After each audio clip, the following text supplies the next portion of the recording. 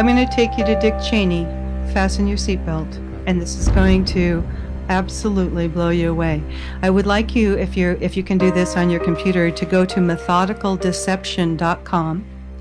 And when you open that up, on the navigation bar, you'll see where it says resources. And you'll want to click on that resources. And then there's a big box that says about the Israeli art students at the World Trade Center. Click here.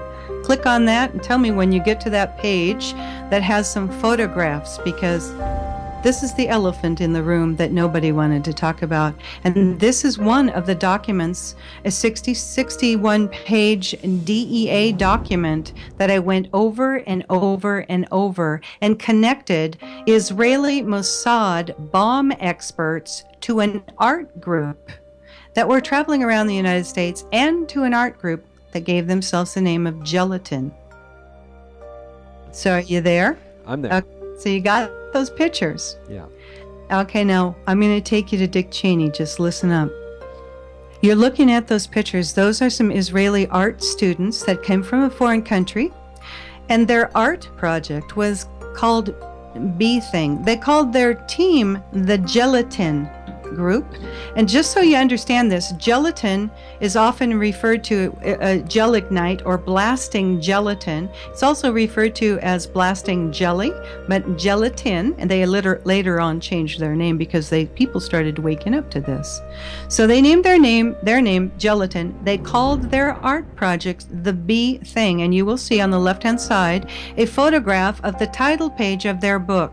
And what the B Thing was, there was a group called the Lower Manhattan Cultural Center that was renting the 91st floor, or allowed to live on the 91st floor. These foreign art students, and some of them were connected to a group of traveling art students that were all over the country that the DEA found out about because they were going door to door to some of their agents' homes and their offices. And some of the offices were not public locations. So they were like, who are these people? There's Israeli students trying to sell us art.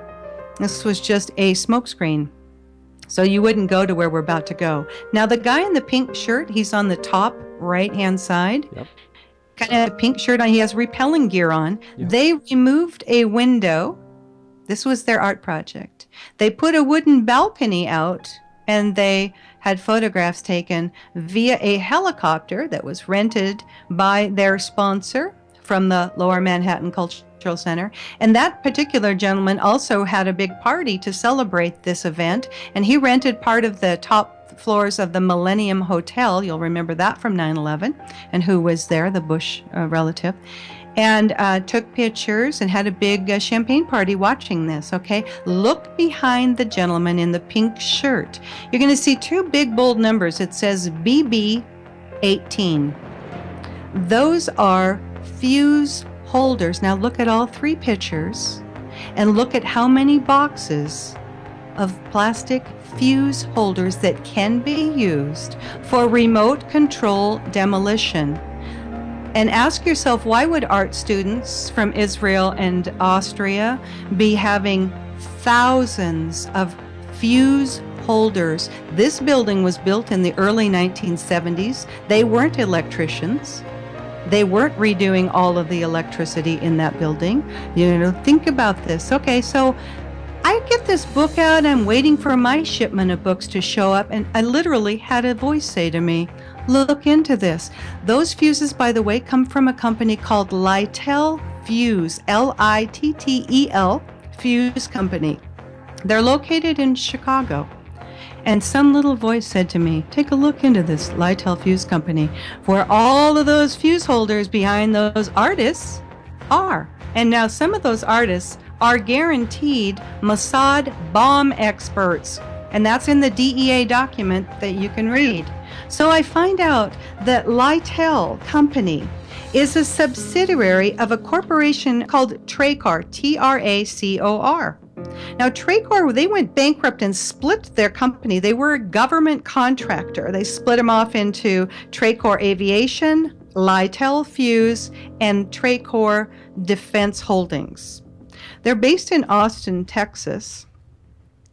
They were bought out by Westmark Systems. Bobby Ray Inman was the chairman of the Westmark at a point.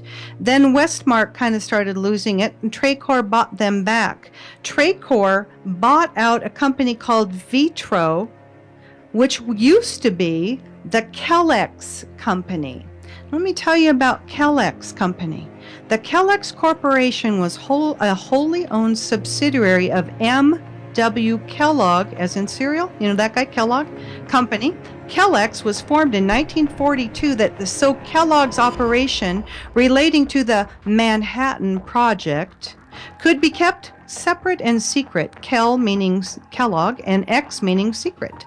The new company's goal was to design a facility for the production of enriched uranium through a gaseous diffusion technique. In gaseous diffusion, isotopes of uranium-235 could be separated from uranium-238 by turning uranium metal into uranium hexafluoride gas and straining it through a barrier material.